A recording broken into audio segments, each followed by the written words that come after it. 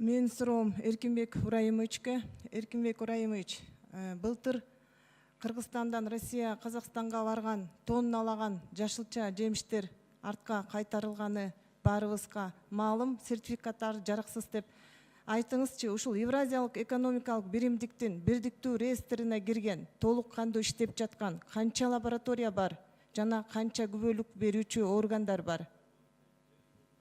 Мен Алмазбековна Евразиялык экономикалык биримдиктин мындай алкагында иштеп аткан Кыргызстанда 4 толук кандуу фитосанитардык лабораториялар бул Айыл чарба министрлигинин алдында. Андан сырткары 18 бул госветинспекциянын алдында.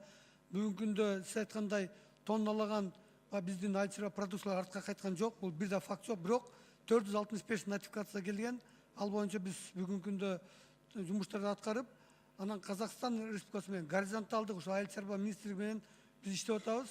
Мен ойлойм, мындан кийинки баягы биздин ишибизде ушундай временный кредитный ограниченияларды биз болтурганга аракет кылабыз. Бирок Казакстан өзүнүн экономикалык кызыкчылыгын, өзүнүн мындай рыногун сактоо максатында ошондой иштерге барып атканын биз көрүп атабыз.